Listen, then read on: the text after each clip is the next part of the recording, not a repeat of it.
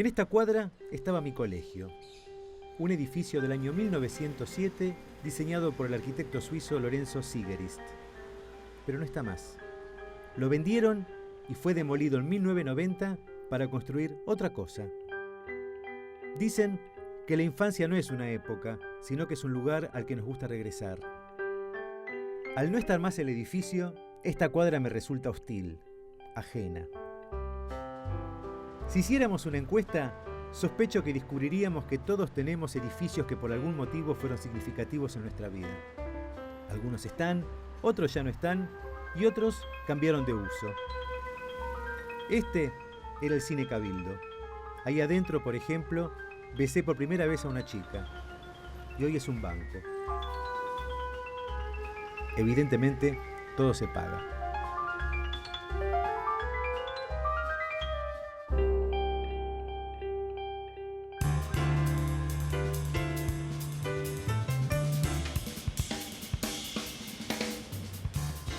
Un trabajo exquisito, diría, hicieron las arquitectas Patricia Méndez, investigadora del CONICET y en el CEDODAL, y Marta García Falcó, del Archivo Histórico de la Sociedad Central de Arquitectos.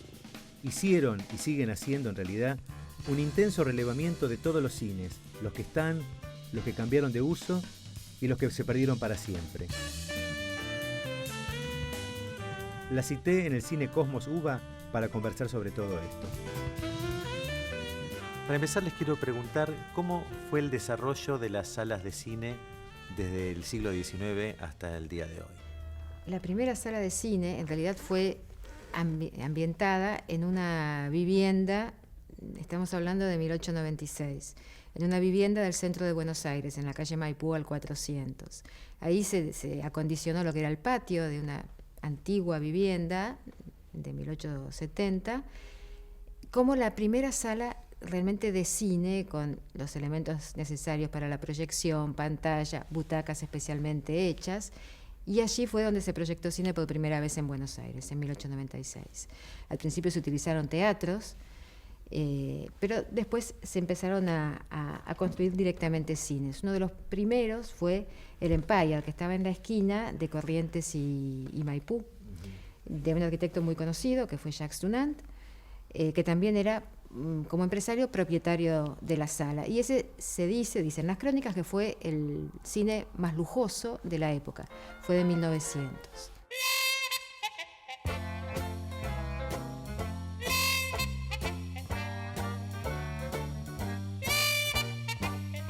Luego fue bastante rápida la evolución.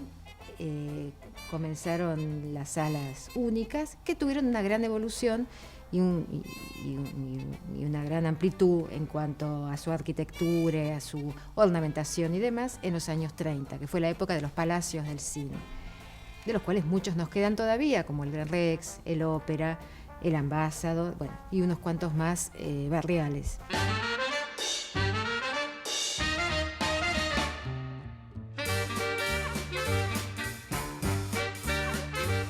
El tema de los grandes palacios de cine muestra un quiebre en la concepción del espacio arquitectónico, porque lo que hace es integrar al público hacia adentro y hacia afuera.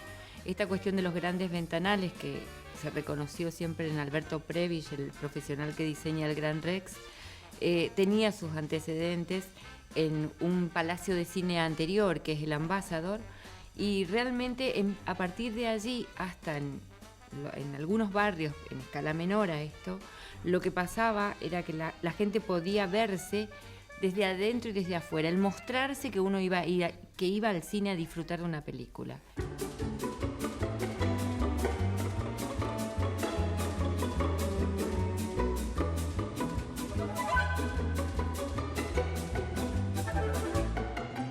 Los cambios que se van a dar con la tecnología y demás en estos grandes espacios no solamente fueron hacia afuera, sino hacia adentro. Al principio eran salas cerradas, luego vienen las famosas de techo corredizo, y más adelante en el tiempo, como en el caso del Ópera, las que creaban una atmósfera para evitar el sentimiento de encierro de las personas.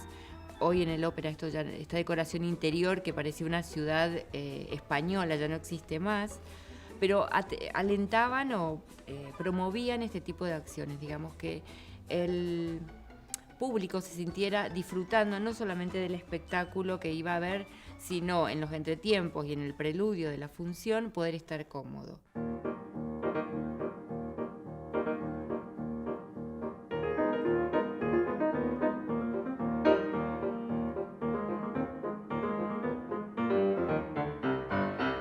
El cine como proyección tiene una etapa muda, donde había que disponer de un espacio para un piano o orquesta, que también, por eso los teatros empiezan a funcionar primero como las salas más aptas para esto, hasta que entra el cine sonoro.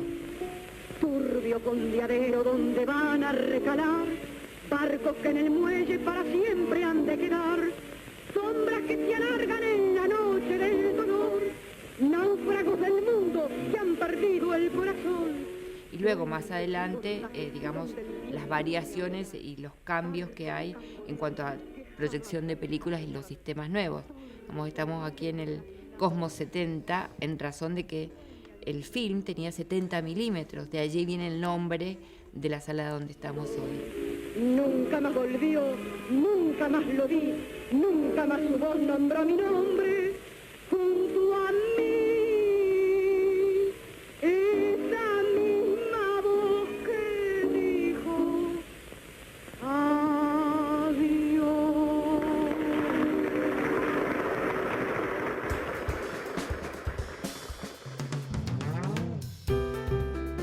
No quiero parecer darwiniano, pero las salas de cine descienden de la sala de teatro.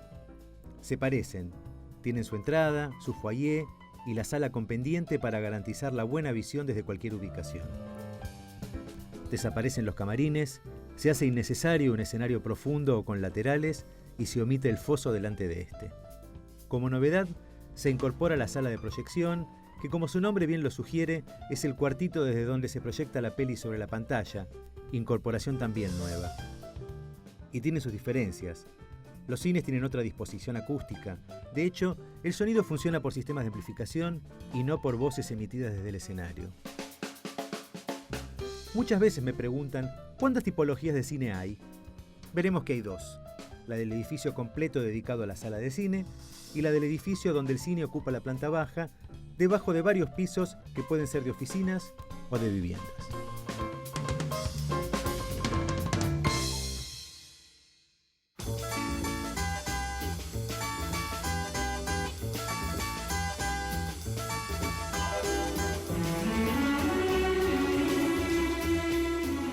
¿Hubo alguna especialización por parte de arquitectos que se hayan dedicado específicamente al proyecto de salas de cine?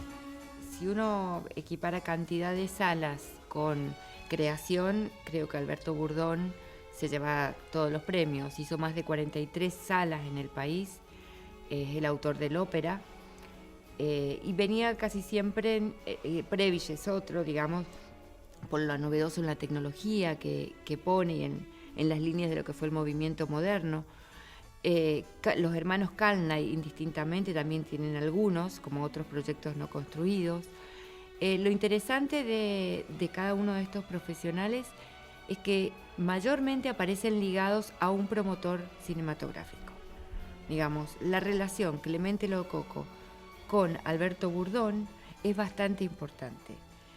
Burdón se había formado en Bélgica como profesional, viene aquí a principios de siglo, en 1906 la primera vez, luego vuelve a los 2 años, trabaja inicialmente con Broggi y enseguida empieza a presentar, digamos, proyectos para salas de cine.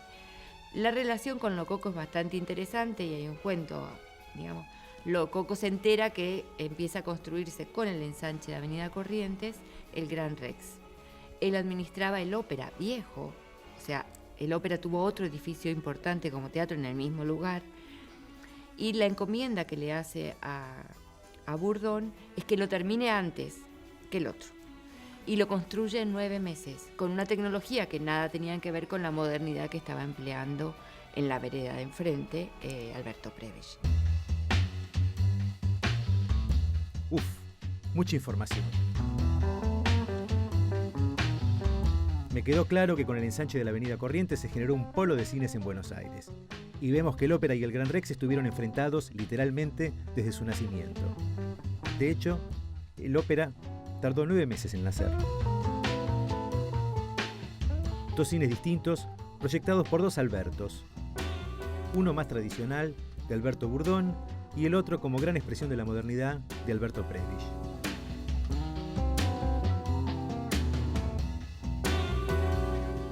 Burdón es justamente el autor del Cine Cataluña, que es donde el nombre original de donde estamos sentados, el Cosmos, y que también este cine, como otros tantos en Buenos Aires y en el interior, te demuestra las distintas tipologías posibles para un cine, que no eran solamente los edificios aislados, como había sido al principio, en los 10, en los 20, sino que ya empiezan a aparecer en las plantas bajas de edificios de departamentos, sean para vivienda o para oficinas.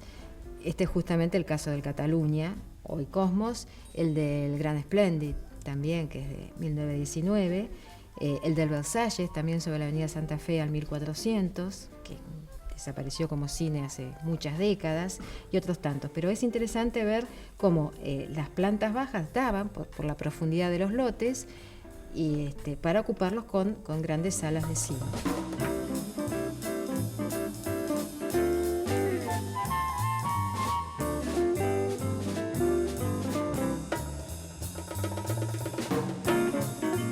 Ir al cine era una salida. Un evento social. Exactamente, un evento social donde uno se reunía o se encontraba con amigos o con vecinos. Luego se comentaba la película, es decir, no es casual que muchos cines tenían su propio bar, como es el caso del Gran Rex, anexo, o había bares siempre en la esquina de un cine.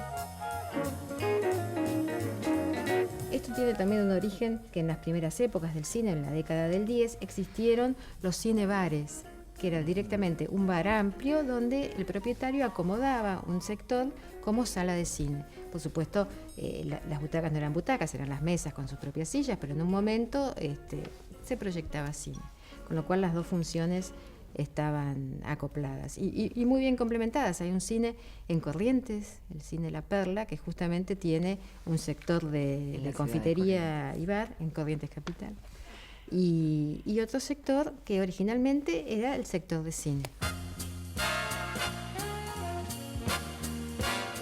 El cine en su origen propone otros usos. Es un espacio para la salida familiar. Ofrecen por lo general un bar como actividad complementaria. Incluso nos hablaron del cine bar, una especie de café-concert con proyecciones, un adelanto a mirar tele en casa durante la cena. Como fuera, queda claro que el cine nace como lugar de encuentro, como espacio de reunión, donde más allá de la proyección de las pelis se proponen otras actividades sociales.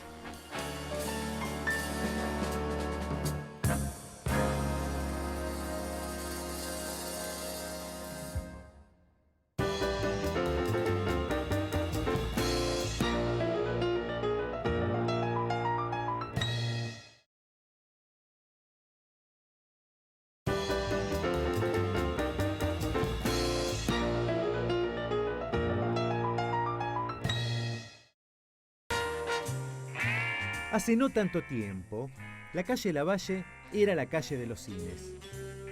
Si uno quería ir al cine, solo tenía que ir a Lavalle y caminar mirando qué daban. La conglomeración de un cine al lado de otro garantizaba el encontrar alguna propuesta atractiva.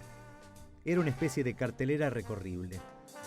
Hoy, con la decadencia de las salas de cine, Lavalle se fue transformando en otra cosa. Si bien quedan unas cuantas salas, es más una peatonal comercial que parece vivir más de día que de noche. Hoy tiene otro espíritu. Es una calle que se alimenta más de los oficinistas, de la gente que va a trabajar, que de la gente que va a divertirse. En cuanto a las visuales de fachada que pueden tener las salas de cine, ahí sí se podrían reconocer patrones comunes.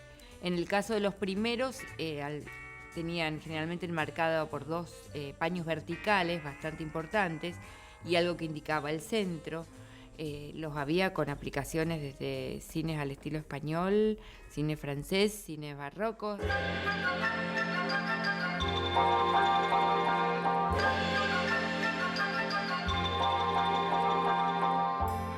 Y también en la época de los palacios del cine hay cines que son como planteando como si fuese el foyer de lo que uno va a ver después. En este caso, el hindú era o el Luxor eran uno de los más notorios en este sentido, porque la carga de la ornamentación que tenía que ver justamente con el exotismo oriental o la decoración que nos rememoraba Egipto, está muy presente en ese sentido. Va a pasar lo mismo con el cine Los Ángeles. Hay un exceso del uso de la tecnología porque los grandes paños vidriados y las vigas que penetran en la vereda son muy interesantes, la iluminación fluorescente. Incluso esa sala tuvo un mural de Maruja Mayo, que era el único de una artista española que existía que hizo aquí en el país, que también fue destruido cuando se adquiere para local de comida.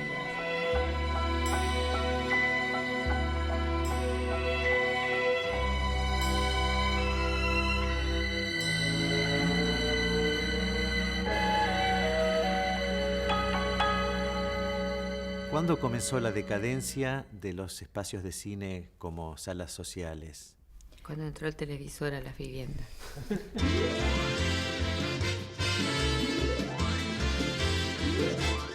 El auge máximo se da alrededor entre los 30 y los 40, digamos, como instalación de salas de cine, no solamente en el casco céntrico, en el caso de Buenos Aires, sino a lo largo y a lo ancho de toda ella. Casi todos los barrios tuvieron por lo menos una sala de cine, y en el resto del país también. La televisión hace que la gente empiece a quedarse más en casa, y con el correr del tiempo la entrada del videocassette es el quiebre mayor que sufre el uso del cine como sala de visita de espectáculos, digamos.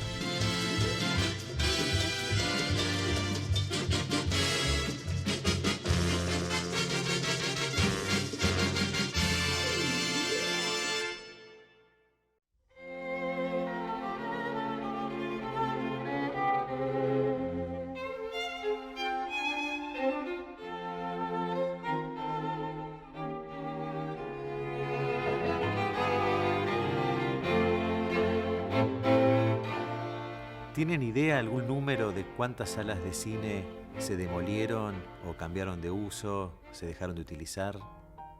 Sí, en ese sentido, lo que nos parece básico para indicar son los que dejaron de funcionar como cines, más allá de que se hubiesen demolido o no. Y en tal sentido, los que dejaron de funcionar como cines también tuvieron varias opciones en sus nuevos usos, y en el mejor de los casos fueron tomados por iglesias de distintas denominaciones, que por el uso que le dan y por las necesidades que tienen los han conservado en un estado casi óptimo. Necesitan la sala como tal, los sistemas de audio y demás. Y en los peores de los casos se han convertido en garage o en supermercados, con lo cual han arrasado, salvo la fachada y su estructura, han arrasado con todo lo que fuera la espacialidad interior y cualquier otro tipo de cosa que rememore el cine. Nosotros hicimos una cuenta que en el total de la historia, desde 1896 hasta 2010, y considerando solo los cines que comenzaron a funcionar como tal, es decir, como cines únicos, claro, salas de cine únicos. Excluimos los village o los cines que funcionan y que se inauguraron ya dentro de las salas de shoppings. Ahí hubo más de 300 en Buenos Aires. El 60% se fue desafectado de su función original.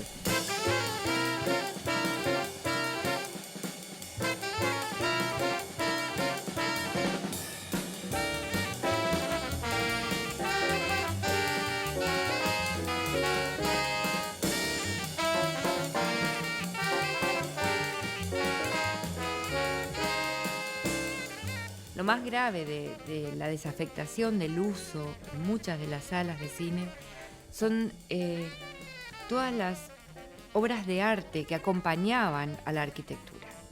Con esto me refiero a relieves, el caso del cine Luxor, por ejemplo, pinturas en los cielorrasos, frescos en los muros. Ni siquiera han, digamos, la preservación del espacio contempló el recuperar estas obras como a lo mejor una anécdota de lo que había sido ese lugar en forma previa, y la verdad es que se han perdido obras de diversos artistas en este sentido, bastante importantes.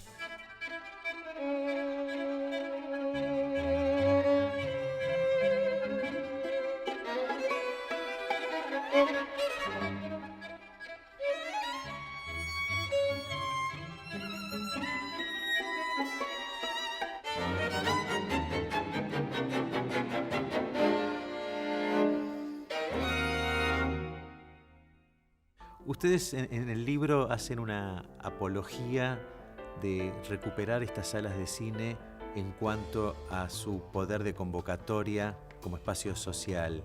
¿Cómo es eso más concretamente? Bueno, hay varios ejemplos de ex-cines que han sido recuperados. Quizá no específicamente solamente para cines, pero sí como espacio cultural, como teatro, como centro de reunión, como para diversos espectáculos musicales. Cines como es el Brown de La Boca, que dependieron para su recuperación de la acción de los vecinos y de un aporte privado, digamos, y de mucho entusiasmo privado. También fue el caso del Parque Jacobeo, que era un cine que estaba dentro de una galería en Villa del Parque. El 25 de mayo, en la calle Triunvirato, quizá es el mejor exponente, porque además ha sido recuperado. El 25 de mayo era como el Colón de la zona, ¿no? Cantó Gardel, es decir, tiene una trayectoria gloriosa, y después de mucha insistencia por parte de los vecinos, el gobierno de la ciudad lo compró, se hizo cargo, lo restauró, lo recuperó y hoy está en perfecto funcionamiento.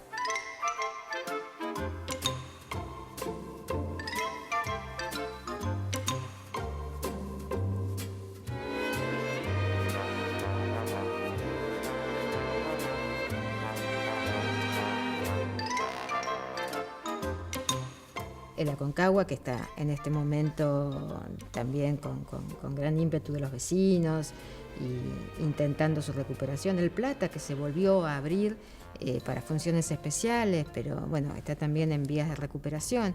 Pero lo cierto es que los vecinos han sido los que siempre trataron de insistir, y lo lograron en muchos casos, para recuperar esos espacios que sinceramente son básicos para su reunión y como identidad de su barrio.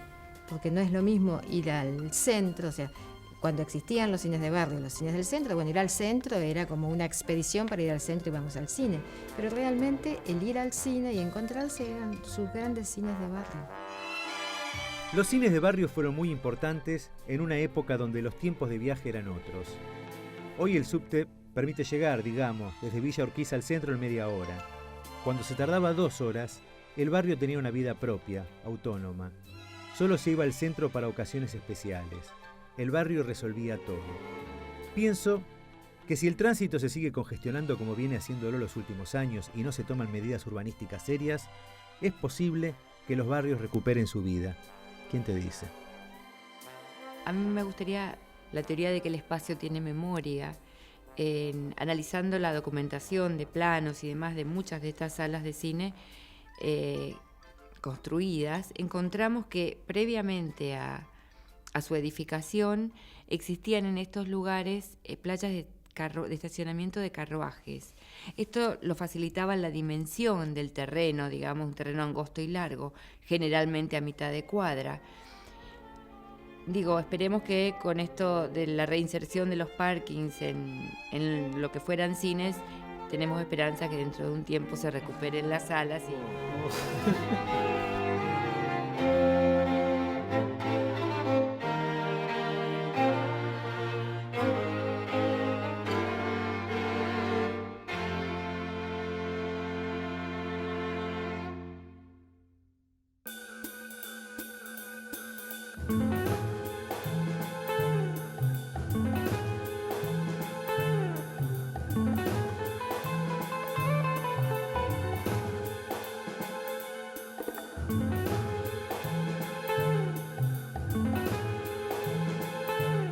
Entre 1894 y el año 2010 hubo en Buenos Aires cerca de 300 cines. De los que había en la década del 40, Hoy la mitad o directamente fue demolido o fueron recicladas para otros usos, como pueden ser supermercados, estacionamientos o iglesias evangelistas. Tal vez sería importante recuperar estos espacios básicamente por el lugar que ocupan en la memoria colectiva como lugar de reunión. Estas salas, estos hermosos espacios que todavía están, podrían ser utilizados como lugares de encuentro para reuniones barriales, debates, talleres, para hacer teatro, música y en una de esas, ¿quién te dice? También para proyectar películas.